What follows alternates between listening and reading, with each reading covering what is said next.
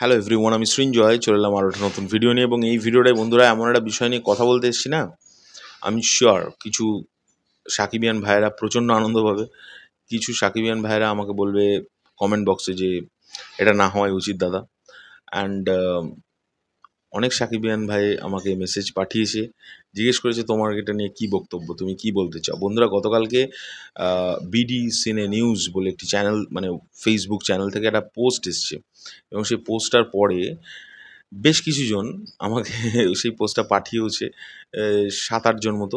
তারা জিজ্ঞেস করেছে তোমার এটা নিয়ে মতামত কী। বন্ধুরা, পোস্টটা আমি সাইডে দিয়ে দিচ্ছি, সাইডে দিয়ে দিচ্ছি। এটা লেখা আছে শাকিব খান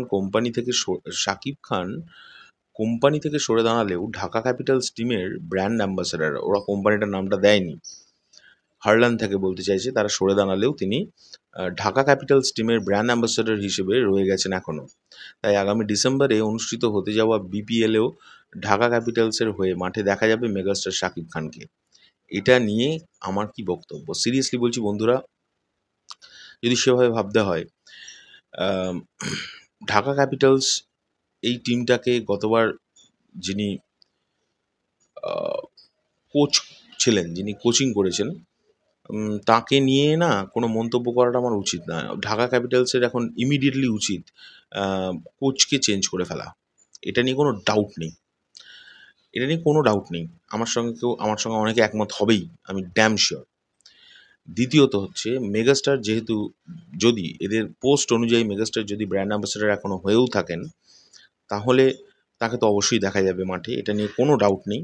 এবং ঢাকা ক্যাপিটালস, আমি আশা করব যদি মেগাস্টার এখনও এই টিমের সঙ্গে তিনি যোগ হয়ে থাকেন, কারণ দেখো আলটিমেটলি সম্মানটা কিন্তু মেগাস্টারের। আমি দেখেছি খেলা হবে, প্রচুর ক্রিকেটার আসবে, তাদের নাম হবে, যশ হবে, সব হবে, তারা খেলে দিয়ে পয়সা কামিয়ে নিয়ে বেরিয়ে চলে যাবে। আলটিমেটলি যারা মেগাস্টারের একটু মানে তাকে সহ্য করতে পারে না, হিংসে করে, তারা বলবে মেগাস্টার এরম একটা টিমে, এই ধরনের কোয়েশ্চেন কিন্তু গতবার উঠেছিল।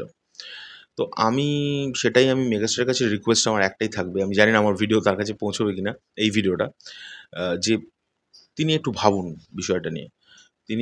তিনি যেটা ডিসিশন নেবেন সেটাই শিরোধার্য আমাদের কাছে পার্সোনালি।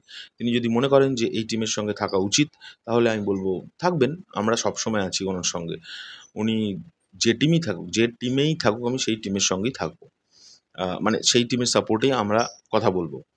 কিন্তু আমি একটা জিনিসই ঢাকা ক্যাপিটালসের কাছে রিকোয়েস্ট করতে চাই, প্লিজ, এইবারে হতেই পারে প্রথমবার, সব খেলায় হারজিত থাকবে, হারজিতটা নিয়ে প্রবলেমটা ছিল হচ্ছে গতবারে যে পারফরমেন্স ছিল ঢাকা ক্যাপিটালসের, সেটা কিন্তু আপ টু দ্য মার্ক ছিল না, এটা নিয়ে কোনো ডাউট নেই, আপ টু দ্য মার্ক ছিল না।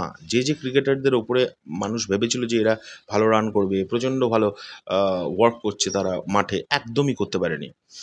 তো সেই জায়গা থেকে দাঁড়িয়ে আমি বলবো টিমকে স্পেশালি প্রচণ্ড স্ট্রং হতে হবে। এবং যদি মেগাস্টার এই টিমের সত্যিই ব্র্যান্ড অ্যাম্বাসেডর হয়ে থাকেন, আবারও যদি উনি এই টিমের সঙ্গে চুক্তিবদ্ধ হয় ওনার ব্র্যান্ড অ্যাম্বাসেডর হিসেবে, সো ওয়েলকাম, এটা নিয়ে কোনো ডাউট নেই। কারণ মেগাস্টার কোনো একটা জিনিসে উপস্থিত থাকবেন, আর সেটা নিয়ে আমাদের চিন্তা ভাবনা করতে হবে যে ভিডিও করব কি না, আলোচনা করব কি না, এটা নিয়ে কোনো ডাউট নেই। আমরা সবসময় আছি মেগাস্টারের সঙ্গে।